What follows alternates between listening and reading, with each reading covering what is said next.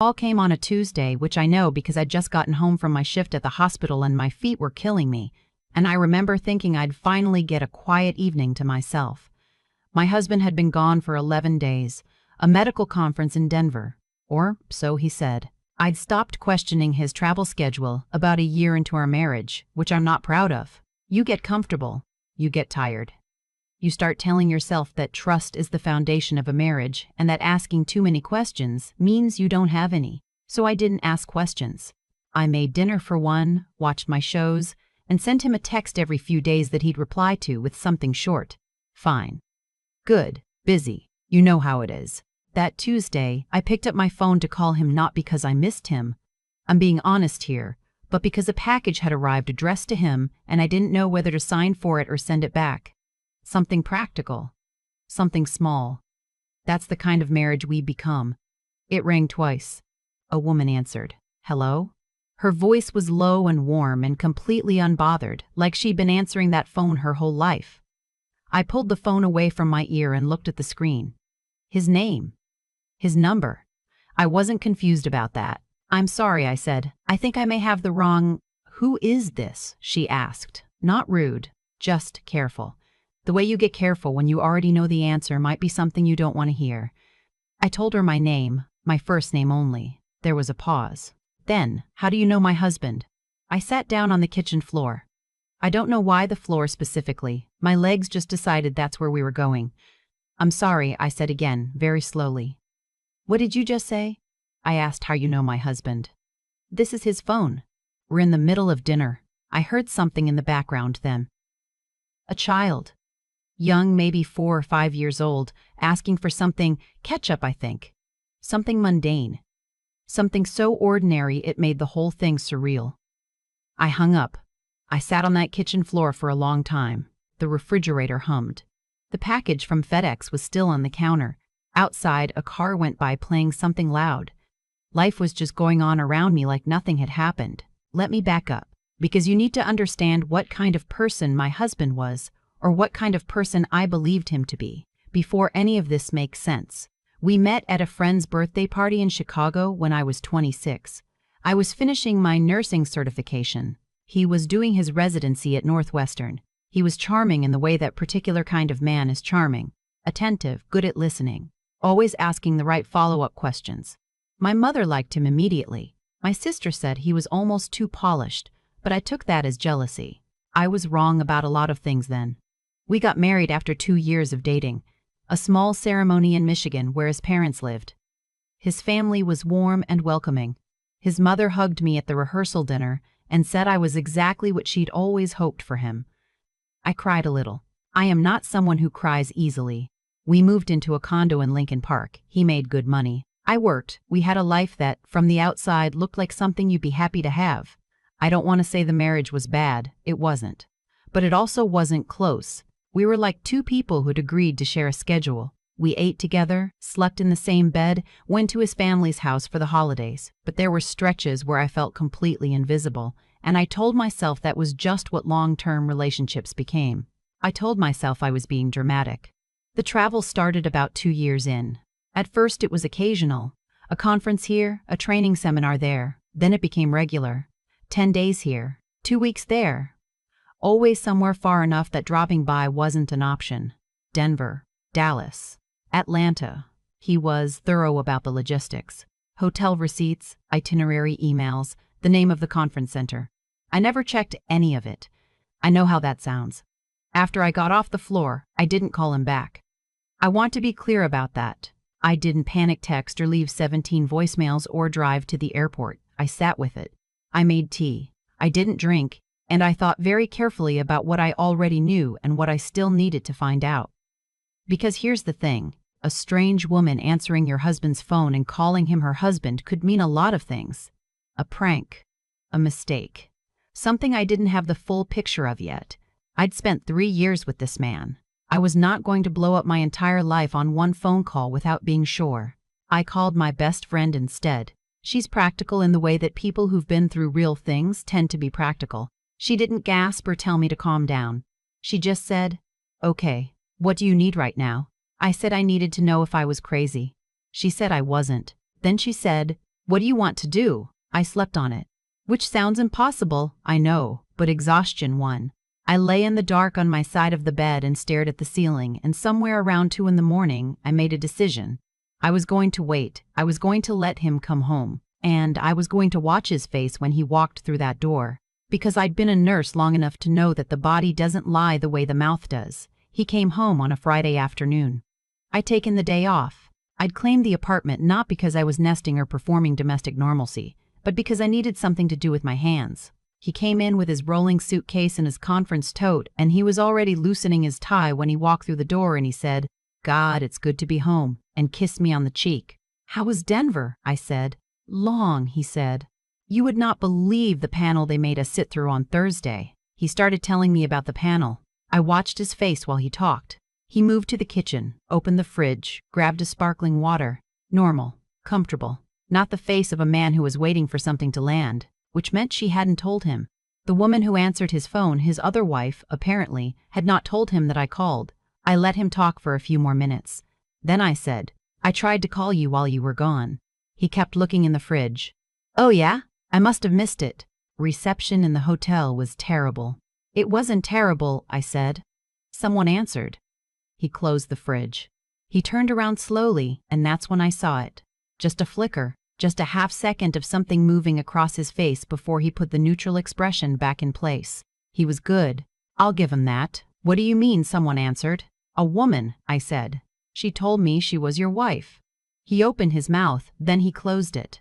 I watched him calculate, actually watched him figure out which version of this story he was going to try on me, and something in me went very cold and very still. He started. "Don't," I said. He stopped. I told him what happened. Exactly what happened. The phone ringing twice, the woman's voice, what she'd said, what I'd heard in the background.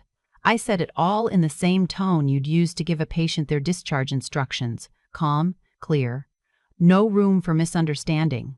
When I finished, he sat down at the kitchen table. He put his face in his hands. "How long?" I asked. He didn't answer right away. "How long?" I said again. "We were together before you," he finally said. "Before we met. Things were complicated. We have a daughter. She's 4.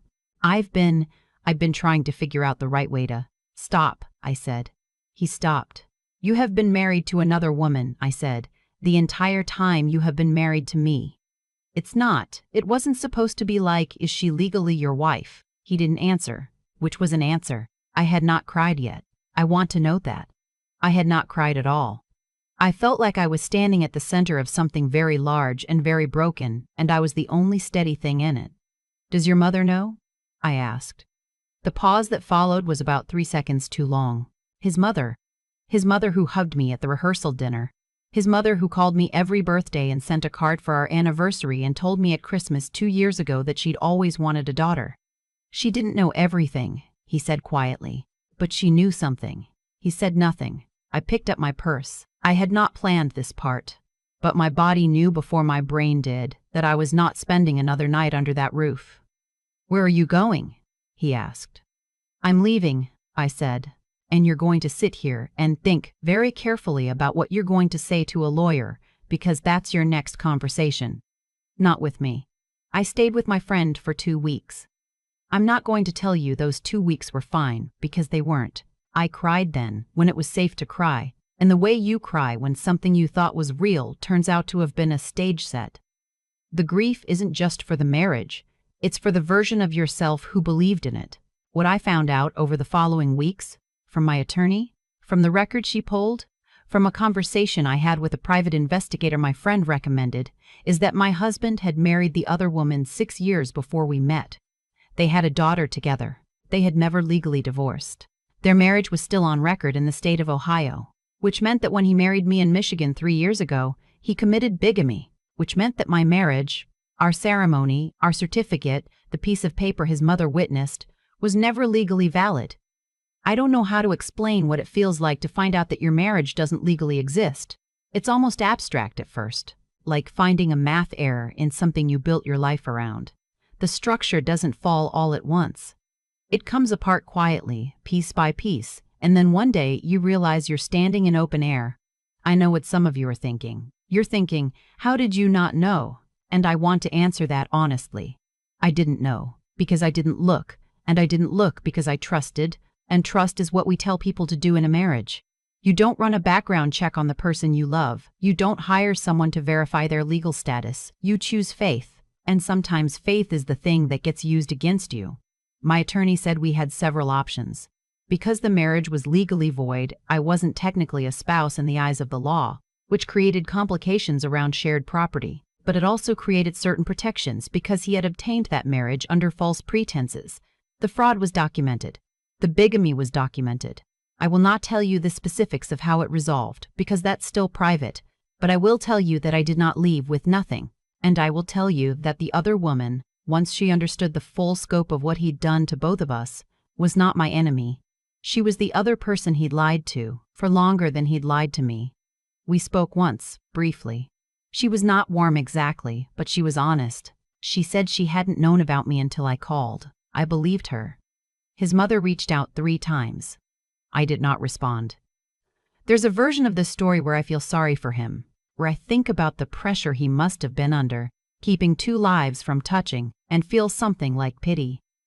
I have tried to locate that version. I haven't found it. What I found instead is something quieter and harder to name. A kind of clarity that only shows up once you've stopped lying to yourself about what you already knew. Because here's the part I haven't said yet. There were things I ignored. Small things. The way he'd sometimes step outside to take a call. The number that showed up occasionally on our shared cell plan with an Ohio area code that I told myself was a colleague. The weeks where I could feel him building a wall and I chose to call it stress. I don't say this to blame myself. The responsibility for what he did belongs entirely to him, but I'm a different person now than I was before that Tuesday night, and part of the difference is that I've stopped letting discomfort make decisions for me. I've stopped choosing the easier explanation over the obvious one. My friend, the practical one, threw me a dinner the month after everything was settled. Small group, her apartment, homemade lasagna. At one point she raised a glass and said, "To knowing your own worth before someone else decides it for you." I laughed for the first time in a long time. I live alone now, which I didn't expect to like and do. I have a small apartment in Wicker Park with good light and a neighbor who has a loud but friendly dog. I run in the mornings. I work my shifts. I see my mother every other Sunday and we cook and she doesn't ask too many questions, which is its own kind of love. I am 31. I have the rest of my life to do this differently. I don't think about him much anymore. What I think about when I think about any of it is that phone call, the way her voice sounded, steady, unhurried, real. The way a single ordinary call on a Tuesday evening pulled a thread and kept pulling until everything unraveled. I'm glad I made it. I'm glad she answered. I'm glad I sat on that kitchen floor long enough to decide I deserved to know the truth, even when the truth was the worst possible version of events. You can survive knowing.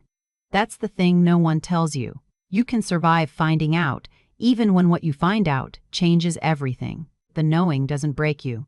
The not knowing is what was slowly doing that all along. I keep coming back to the kitchen floor, not the confrontation, not the lawyer's office, not the conversation with the other woman, the floor.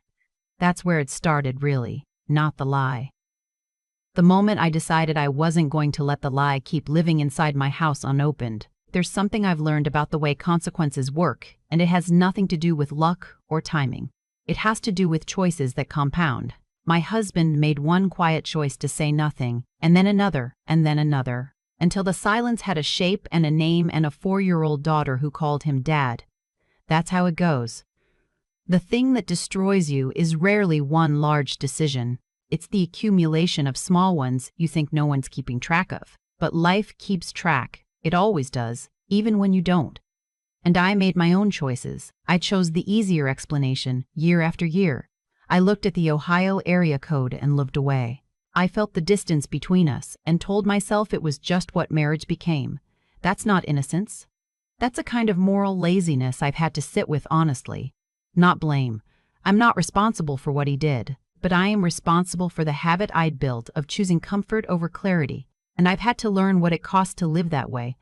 What saved me, and I don't say this lightly, was that I still had enough sense left to know my own instincts. When I sat on that floor, something in me was very clear. I didn't panic.